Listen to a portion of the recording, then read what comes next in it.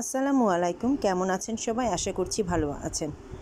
এই আমের সিজনে টক ঝাল মিষ্টি এই আমের আচারটা আমি প্রতি বছরই করি। এটা একদমই আমার বাসায় না করলে চলবেই না।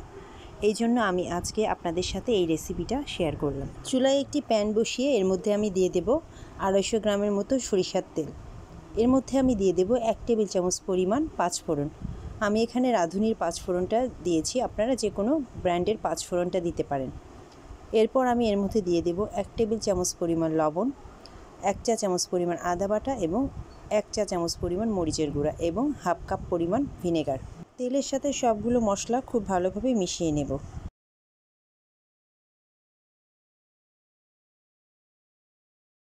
এখন আমি এর মধ্যে দিয়ে দেব ছোট ছোট পিস করে কেটে রাখা আম।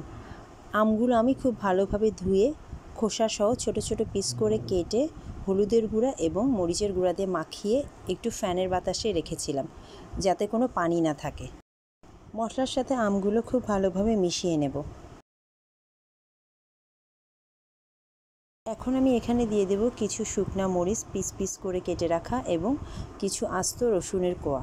এই আস্ত রসুনের কোয়া এবং লাল শুকনো মরিচগুলো পিস পিস করে কেটে দিলে আমার কাছে দেখতেও যেমন সুন্দর লাগে, খেতেও অনেক বেশি টেস্টি মনে হয়। আমগুলো যখন নরম হয়ে আসবে তখন আমি এখানে দিয়ে দেব হাফ কাপ পরিমাণ চিনি।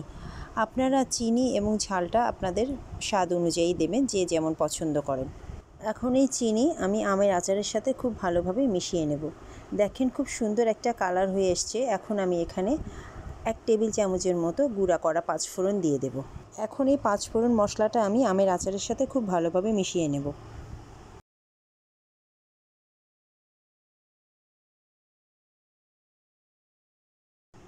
আমের আচারটা হয়ে গেছে। এখন আমি এখানে হাফ কাপের মতো ভিনেগার দিয়ে দেব এবং চুলাটা অফ করে দেব।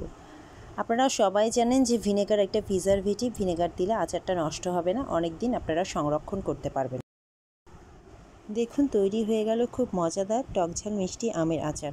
আমার আজকের এই রেসিপিটি যদি আপনাদের ভালো লেগে থাকে তাহলে এটা অবশ্যই আপনারা বাসায় বানিয়ে ফেলবেন এবং আমার চ্যানেলটি লাইক, শেয়ার এবং সাবস্ক্রাইব করবেন। এতক্ষণ সাথে থাকার জন্য সবাইকে অসংখ্য ধন্যবাদ। আল্লাহ হাফেজ।